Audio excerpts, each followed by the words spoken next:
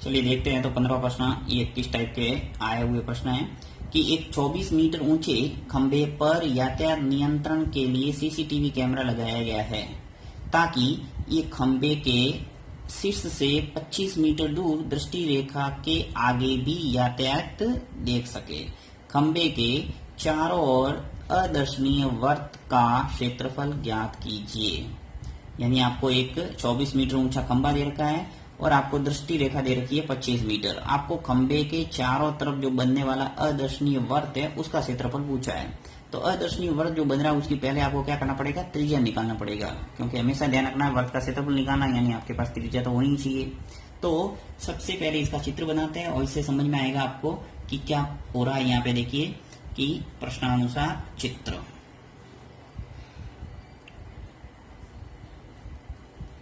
प्रश्नानुसार चित्र, एक 24 मीटर ऊंचे खंभे पर, तो एक 24 मीटर ऊंचा अब खंभा यहाँ बना दिया 24 मीटर मान लो ये है, इसका नाम दे देता हूं ए और ये बी। आगे क्या कह रहा है, 24 मीटर ऊंचे खंभे पर यातायात नियंत्रण के लिए सीसीटीवी कैमरा लगाया गया है। यहाँ पे मान लो सीसीटीवी कैमरा है ताकि ये खंभे के शीर्ष से, ये खंभे का शीर्ष है, यहाँ पे सीसीटीवी कैमरा है और ये कैमरा 25 मीटर दूर दृष्टि रेखा के आगे भी यातायात देख सके, इसलिए इसको यहाँ लगाया है। तो यहाँ मान लो ये 25 मीटर दृष्टि रेखा बन रही है 25 मीटर। तो यहां से यदि इसको मैं मिला दूं तो धरातल पे क्या बनेगा, एक ए बी और ये सी। तो यहाँ पे देखिए जो दृष्टि रेखा है वो दृष्टि रेखा क्या कर रही है, यहाँ चारों तरफ से एक क्या कर रही है, वर्त का निर्माण कर रही है, यानी जिसे अपन कह सकते हैं अदर्शनीय वर्त। तो चारों तरफ से जो वर्त बनेगा उसका आपको क्या पूछा है, क्षेत्रफल। तो इस वर्त का क्षेत्रफल निकालने के लिए सबसे पहले आपके पास क्या होनी चाहिए, ए और सी, यानी ये दूरी होनी चाहिए, अर्थात ये क्या हो जाएगी, वर्त की त्रिज्या। तो इसके लिए आपको पाइथागोरस प्रमेय लगाना है। तो यहाँ चलिए अपन निकालते हैं पाइथागोरस प्रमेय से इसकी त्रिज्या। तो पाइथागोरस प्रमेय से, पाइथागोरस प्रमेय से ए बी और सी के अंदर, ए त्रिभुज ए बी और सी में क्या हो जाएगा, देखिए यहाँ समकोण बन रहा है और समकोण के सामने वाली भुजा होती है वो क्या होती है, कर्ण, और बाकी भुजा आधार और ये लंब। तो यहाँ से अपन ले लेते हैं कि बी सी का वर्ग बराबर होगा ए बी का स्क्वायर प्लस ए सी का स्क्वायर। और बी सी अपने पास कितना है 25, तो 25 का वर्ग हो जाएगा। ए बी कितना है 24 मीटर, जो खंबे की ऊंचाई है 24 का वर्ग, और ए सी अपन को निकालना है जो कि वर्त की क्या हो जाएगी, त्रिज्या। तो ए सी ऐसा का ऐसा लिख लेता हूं और ये स्क्वायर। और 25 का वर्ग कितना होता है, 25 इंटू 25 क्या होता है 625, और 24 इंटू 24 का वर्ग करना है, 24 इंटू 24 कितना हो जाएंगे 576 प्लस ए सी का स्क्वायर। अब देखिए 625 576 है वो पक्षांतर होके लेफ्ट हैंड साइड में आ जाएंगे तो माइनस हो जाएगा 576 बराबर ए सी का स्क्वायर। और 625 में से 576 चले गया तो क्या आ गया 49 बराबर ए सी का स्क्वायर। अपन को ए सी निकालना था, क्या आ जाएगा यहाँ पे √49 बराबर ए सी। तो यहाँ से अपने निकल के आ गई ए सी भुजा, ए सी आ गया अपने पास कितना 7, ए सी है वो कितना आ गया 7, क्योंकि जब 49 का वर्गमूल निकालेंगे तो क्या आएगा 7। अब देखिए ये किसमें दे रखा है, मीटर में, तो जो ए सी होगा 7 वो भी किसमें होगा, मीटर में। तो इस ढंग से आपके जो अदर्शनीय वर्त बन रहा है उसकी त्रिज्या आ गई आपके पास 7 मीटर। अब आपको इसका क्षेत्रफल निकालना है, तो यहाँ लिख लेंगे कि वर्त का क्षेत्रफल, और वर्त का क्षेत्रफल क्या होता है पाई आर स्क्वायर। पाई का मान होता है 22/7 और आर आपने निकाल दिया है जो कि त्रिज्या रेडियस, तो आर की जगह लिख दूंगा 7 और स्क्वायर है तो 7 इंटू 7, और 7 से 7 कैंसिल हो रहा है। अब 22 इंटू 7 शेष रह गया, और 22 का गुणा 7 से करेंगे तो क्या आएगा 154। अब क्षेत्रफल निकालते हैं जब भी तो आपको क्या करना पड़ेगा, वर्ग मीटर। तो इस ढंग से आप ऐसे प्रश्नों को उत्तर दे सकते हैं इजीली। नेक्स्ट प्रश्न है समीकरण बनाने वाला, जिसके अंदर देखिए दे रखा है कंडीशन कि एक बस में बस स्टैंड से स्थान ए के लिए 2 टिकट और स्थान बी के लिए 3 टिकट 46 रुपए में मिलते हैं। दूसरी कंडीशन है जबकि स्थान ए के लिए 3 टिकट और स्थान बी के लिए 5 टिकट 74 रुपए में मिलते हैं, तो बस स्टैंड से ए व बी तक का किराया ज्ञात कीजिए। ऐसे जब भी प्रश्न आते हैं तो आपको ध्यान रखना है, ये रेखिक समीकरण वाला प्रश्न है और रेखिक समीकरण के अंदर हमेशा एक्स और वाई आपको मानना पड़ेगा। 2 चरों वाले रेखिक समीकरण बनाने हैं और फिर इसको हल करेंगे तो आपके दोनों ए और बी का किराया वो निकल के आ जाएगा। तो सबसे पहले अपन मान लेते हैं, माना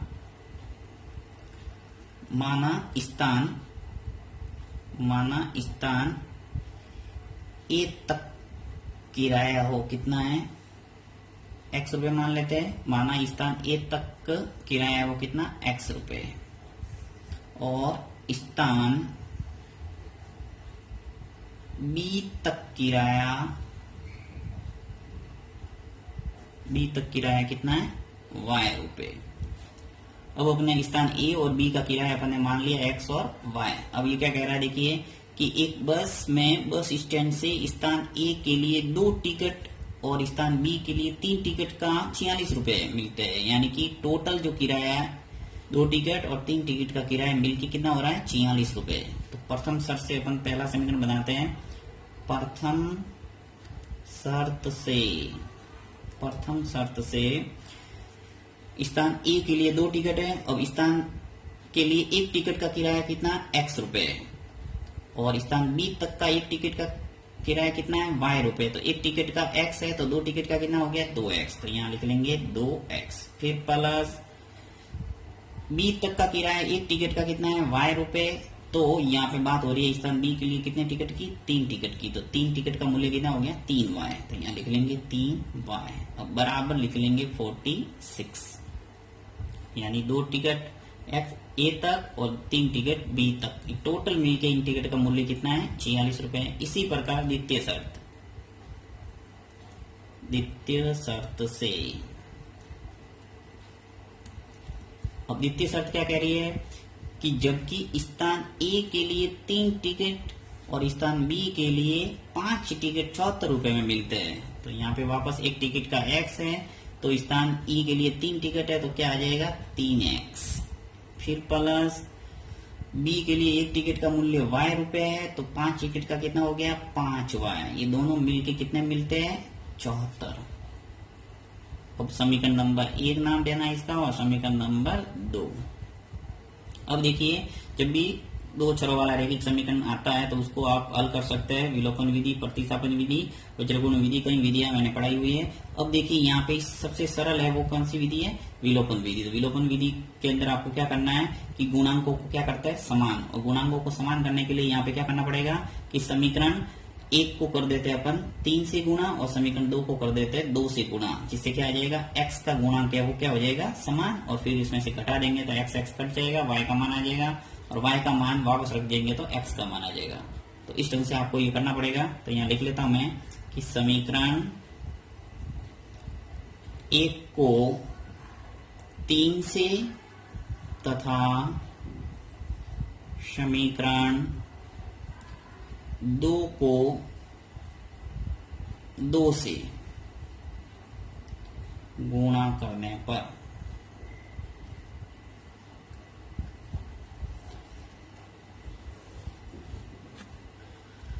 चलिए इसको गुणा करके लिखता हूं, क्या आ गया, देखिए समीकरण 1 को किससे गुणा करना है, 3 से। तो यहाँ पे 3 से गुणा करेंगे तो 2x का गुणा जब 3 से होगा तो क्या आ जाएगा, 6x। 3y का गुणा 3 से होगा तो क्या आ जाएगा, 9y। और 46 का गुणा जब 3 से होगा तो क्या आ जाएगा, 138। इसका नाम देते हैं समीकरण नंबर 3। वापस समीकरण 2 को किससे गुणा करना है, 2 से। तो यहाँ से 2 का गुणा करेंगे तो क्या आएगा, 6x। 2 का गुणा 5y से करेंगे तो 10y, और 74 का गुणा 2 से करेंगे तो क्या आएगा, 148। समीकरण नंबर 4। अब देखिए क्या करते हैं कि समीकरण जो बड़ा है उसमें से अपन छोटे समीकरण को घटा देते हैं। तो ये मुझे बड़ा दिख रहा है 148 और ये 138 छोटा है, तो क्या करते हैं समीकरण 4 में से 3 को घटा देते हैं। तो समीकरण 4 में से 3 को घटाने पर, तो समीकरण 4 को ऊपर लिख लेता हूं, 6x प्लस 10y बराबर 148। समीकरण 3 नीचे लिख लेते हैं, 6x प्लस 9y बराबर 138। घटा रहे हैं इसलिए माइनस कर देंगे, सब माइनस माइनस और माइनस। यहाँ पे देखिए 6x कैंसिल हो गया, 10y में से 9y गए तो क्या बचा y, और 148 में से 138 गए तो क्या बचा 10। इस ढंग से आपके y का मान आ गया 10। यानी स्थान B तक का जो किराया अपन ने माना था एक टिकट का y, वो कितना आ गया 10 रुपए। यानी एक टिकट का मूल्य कितना है 10 रुपए। अब अपन को x निकालना है, तो क्या करेंगे, y का मान समीकरण 1 में रख लेते हैं। समीकरण 1 में रखने पर, तो समीकरण 1 के अंदर रख लेते हैं। समीकरण 1 कितना है, देखिए ये रहा। इसके अंदर मैं y का मान 10 रख लेता हूं, तो 2x, जब y की जगह 10 रखूंगा तो क्या आ जाएगा, 3 × 10 30 बराबर आ जाएगा 46। तो 2x बराबर, अब 30 पक्षांतर होके 46 माइनस हो जाएगा 30, तो 2x बराबर आ जाएगा 46 में से 30 गया तो क्या बचा अपने 16।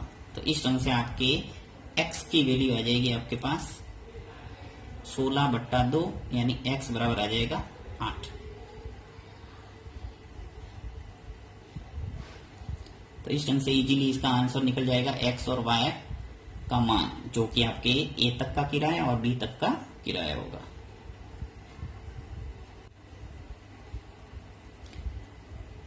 नेक्स्ट प्रश्न, ये भी समीकरण का है और इस टाइप के प्रश्न भी आते रहते हैं। देखिए क्या है कि एक नगर में टैक्सी का किराया पहले किलोमीटर का 18 रुपए है और उसके बाद प्रत्येक किलोमीटर के लिए 15 है।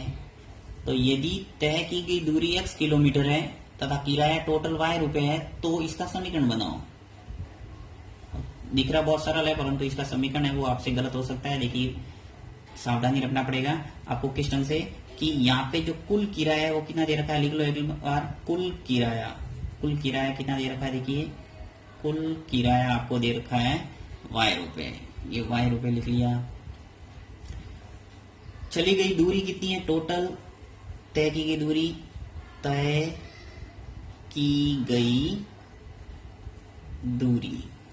तय की गई दूरी कितनी है, x किलोमीटर। यानी एक टैक्सी है वो टोटल दूरी कितनी तय कर रही है, x किलोमीटर, और कुल किराया बन रहा कितना, y रुपए। अब यहाँ पे आते हैं अपन कि एक नगर में टैक्सी का किराया पहले किलोमीटर का 18 रुपए है। चलो 1 किलोमीटर चला और उसने 18 रुपए ले लिया, फिर प्लस करते हैं, उसके बाद प्रत्येक किलोमीटर के लिए 15 रुपए है। यानी 18 किलोमीटर एक तो तय हो गई और टोटल इसने प्रत्येक किलोमीटर के हिसाब से 15 रुपए और लिए उसके बाद के किलोमीटर के। और टोटल दूरी तय कितनी की है, x किलोमीटर, तो कितने हो गए 15x। यानी 1 किलोमीटर का 15 रुपए है, तो x किलोमीटर का कितना हो गया 15x, गुणा करना पड़ेगा सीधा।